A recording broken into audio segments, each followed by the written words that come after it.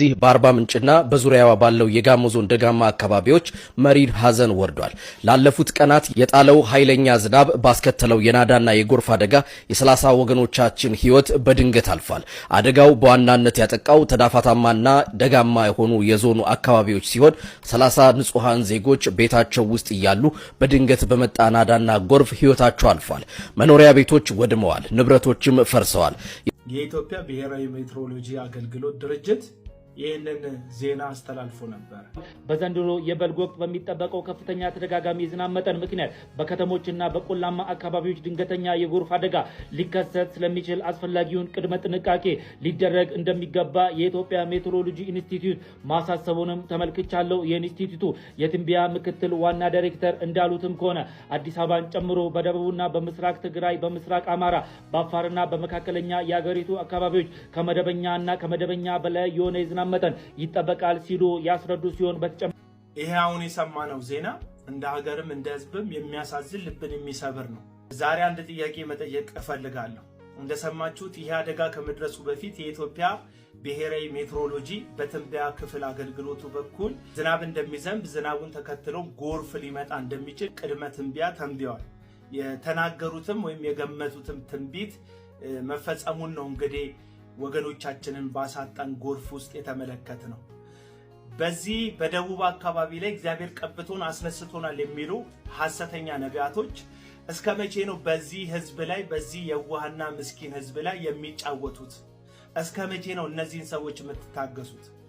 ቅርብ ጊዜ በዚሁ በአርባ ምንጭ ዙሪያ አካባቢ ላይ ርዕደ መሬት ተከስቶ በጣም ብዙ ኢትዮጵያውያን ወገኖቻችንን ማጣታችን የቅርብ ጊዜ ትውስታችን ነው።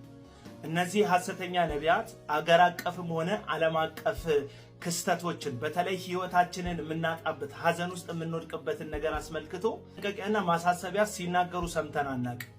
ኪሳችሁ ይሞላላችኋል፣ ያልጠበቃችሁት ገንዘብ አካውንታችሁ ውስጥ ድንገት ይገባል፣ ሚራክል መኒ፣ ተራራው ይናዳል፣ ጠላትህ ያፍራል፣ ትቀባለህ እያሉ እኛ የምንፈልገውን የእግዚአብሔርን የልብ ሐሳብ ሳይሆን የኛን የልብ ሐሳብ በመናገር ራሳቸውን ከማበልጸግ ባለፈ ክሪቲካል በሆነ በህይወትና በሞት ጉዳያችን ላይ መቼ ነው እውነት የሚነግሩን? እኔ በእርግጥ ሐሰተኛ ነቢያት ስለሆኑ ራሳቸውን ለማበልጸግ እንጂ ህዝቡን ነፃ ለማውጣት ከእግዚአብሔር ያልተላኩ በራሳቸውና በአጋንንት የተላኩ እንደሆኑ ስለማቅ በእነዚህ ሰዎች በኩል እንደዚህ አይነት ህዝብን ከአደጋ ከሞት ሊያድን የሚችል መልእክት እንደማይመጣ እርግጠኛ ነኝ። ግን በጣም ብዙ ሰው የሚከተላቸው ከዚሁ ከደቡብ ኢትዮጵያ አካባቢ ላይ መሆኑን ሳይታለም የተፈታ ነው። ስለዚህ እስከ መቼ እነዚህን ሰዎች ተከተላችኋላችሁ? ሞታችሁ ላይ ቀድሞ ማስጠነቅቋችሁ ሐዘን ቤታችሁ ሊደርስ ሲል ነው በዚህ መንገድ እግዚአብሔር እንደዚህ ያሳየናል ብለው በሞትና በህይወት መካከል የሚሆን የማዳንን መልእክት ማያመጡላችሁ ሰዎች እነዚህን ግለሰቦች እየተከተላችሁ እስከ መቼ ታበለጽጓቸዋላችሁ? እስከ መቼ ትከራከሩላችኋላችሁ? በዚህ ቪዲዮ በታች ሁላችሁም እኚህ ሐሰተኛ ነቢያት የምትሏቸውን ግለሰቦች ሜንሽን አድርጓቸው ቪዲዮ በታች ላይ።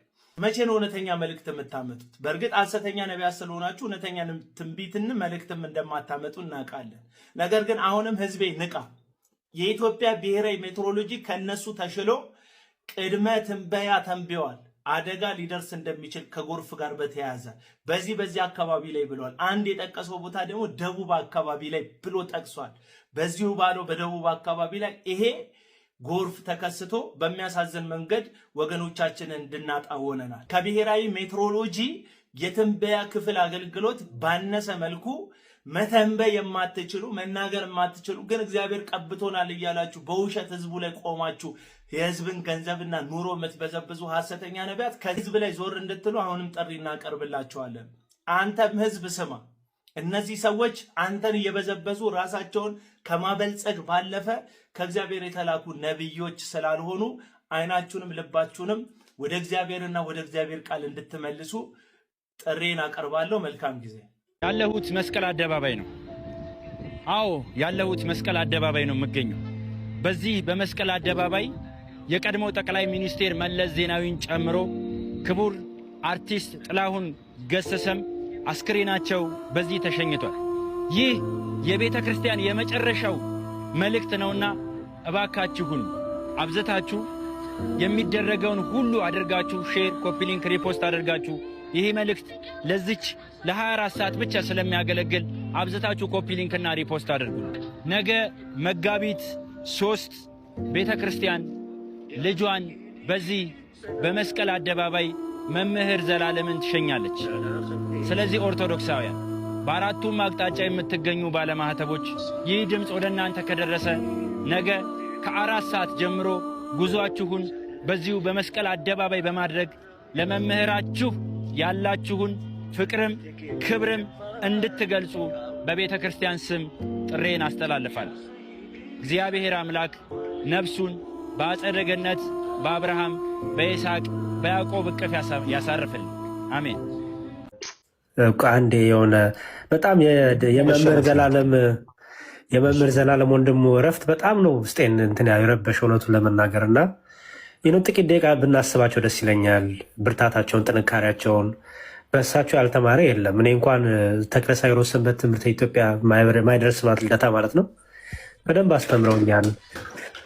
እዛ ጌቴሰማኒ ቤተ ደናግል ገዳም ደግሞ 1-2 ዓመት አገልግያለሁ እየሄድኩኝ እና በደንብ ቤተሰቦቻቸውንም አውቃለሁ። ከነ መምህር አድነው ጋር ከነ እድሜ ዓለም ጋር ብዙ አሳልፈናል። የሰበታ ልጆችም ናቸው ቤተሰቦቻቸው እዛ ነው ያሉት እና እኔ እሳቸውን ብናሳ ትንሽ ደቂቃ ወስደን ስለ እሳቸው ብናወራ ደስ ይለኛል ብዬ ነው። ምንድን ነው ከእሳቸው የምንማረው? ምን አተረፍን?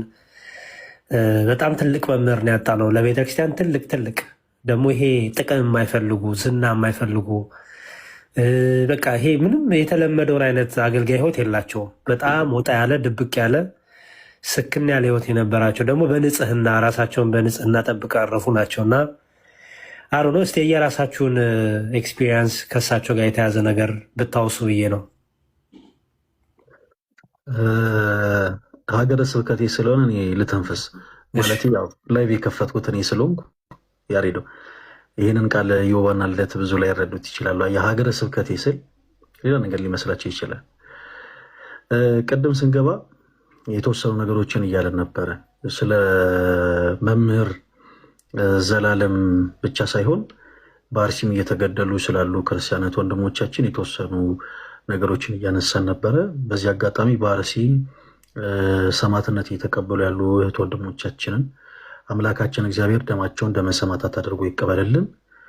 መምህራችን መምህር ዘላለም እንግዲህ ብዙዎቻችሁ በደንብ ነው የምታውቋቸው። እኔ የተወሰኑ ነገሮችን ብቻ ልናገር፣ ከዛ ያሬዶ እንደውም አንተ መጨረሻ ላይ ብትናገር ይሻላል። እኔ አሁን ልወጣ ነበረ፣ ግን ማለት ይሄ ነገር ከምንም ነገር ስለሚበልጥ የተወሰኑ ነገሮችን ልናገር። መምህር ዘላለም ወንድሙ በኢትዮጵያ ኦርቶዶክስ ተዋሕዶ ቤተክርስቲያን እኔ ማለት እንዲሁ በስገምት እንዲሁ በግምት ደረጃ ከ45 ዓመት በላይ ወንጌልን በገጠር በከተማ ሳይሆን በተለያዩ ቦታዎች ላይ ሲያገለግሉ የነበሩ መምህር ናቸው።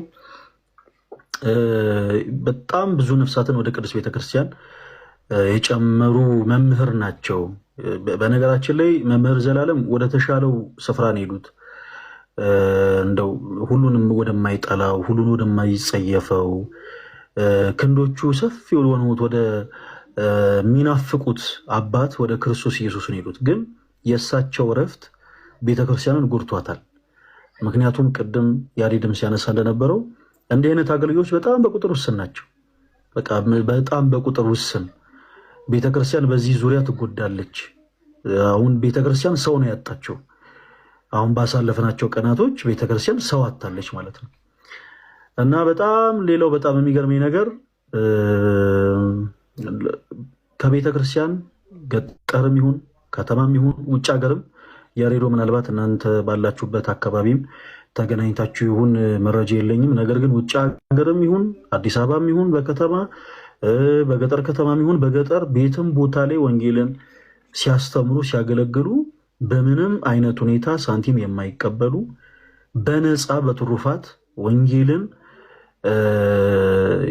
ሲያስተምሩ ወንጌልን ሲያገለግሉ የነበሩ መምህር ናቸው። እንዲህ አይነት መምህር ማጣት በጣም ትልቅ ጉዳት ነው እና 24 ገብርኤልና አርሴማ ቤተክርስቲያን ስትተከል በሰማዕታት ደም እንደተተከለች ብዙዎቻችሁ ታውቃላችሁ። አዲስ አበባ 22 ቀበሌ 24 ገብርኤልና አርሴማ ቤተክርስቲያን በሰማዕታት ደም ነው የተተከለችው። እዛ ስፍራ ላይ